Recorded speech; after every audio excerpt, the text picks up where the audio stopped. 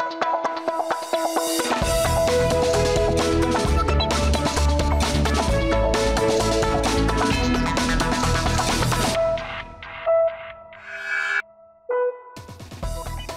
fourth round of talks between the HDZ and MOST on the formation of a new government will begin at 3 p.m. this afternoon, and this morning several preparatory meetings were held in the HDZ's Zagreb headquarters.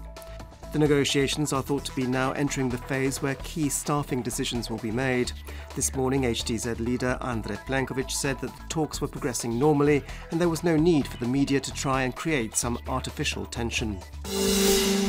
On Sunday, President Kolinda Grabar-Kitarović confirmed that she will need to actually see the signatures of support for Croatia's potential Prime Minister-designate before she endorses that candidate.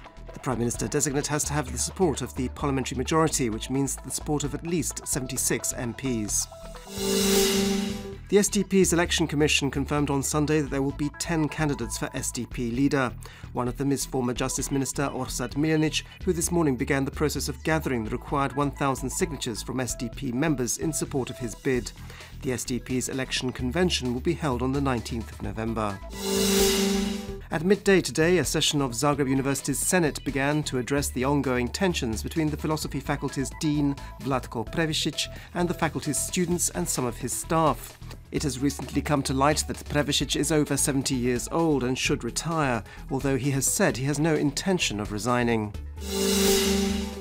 A referendum was held in neighbouring Hungary on Sunday, at which those that voted overwhelmingly rejected the EU's migrant quota policy. However, only 43.8% of Hungarian citizens bothered to participate in the poll, well short of the 50% required to make the results valid.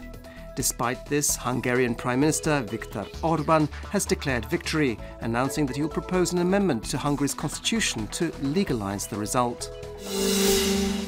Local elections were held in neighbouring Bosnia-Herzegovina on Sunday. The results followed the ethnic divisions in that country. Not surprisingly, following his recent unconstitutional referendum, Bosnian Serb entity Prime Minister Milorad Dodik's coalition did well, as did the coalitions formed around the HDZ, BIH and the SDA. The elections were not held in Mostar because of unconstitutional provisions to the electoral regulations. Sport, and the 11th round of the Croatian Football League came to a close this weekend. Dinamo were held to a goalless draw by Hajduk in Zagreb. Cibalia and Slaven Belupo also drew 0-0. The current league leaders are Rijeka with 29 points, Osijek are second, Dinamo third and Hajduk fourth. Croatian captain and Real Madrid playmaker Luka Modric has had an operation on his left knee in Madrid. He is expected to be back in action in 1 month's time, which means that he will miss Croatia's forthcoming World Cup qualifiers against Kosovo and Finland. Moving to ice hockey, and Zagreb's Medveščak are continuing their good form in the KHL this season, beating SKA from St. Petersburg last night 5-4 in Zagreb. And in basketball, Zagreb Cibona have opened the new season with a victory in the regional ABA League. They beat the Bosnian team Igokea in Laktaši 71-61. Meanwhile, Zadar were defeated by the Montenegrin side Budućnost in Podgorica for a score of 105-89. This afternoon's forecast calls for moderately to heavily overcast weather throughout the country. There'll be occasional rain, especially in western regions and on the coast. A moderate to strong southeasterly Yugo wind will weaken and on the northern coast turn to a southwesterly, with a northwesterly in places. Highest daily temperatures will be between 14 and 19 degrees Celsius, between 20 and 24 degrees in eastern Croatia and on the coast. Temperatures will continue to gradually drop over the next few days. On Tuesday, the rain will be more frequent in the morning, after which skies should partly clear, although a little rain is also possible during the afternoon, mainly in northern regions.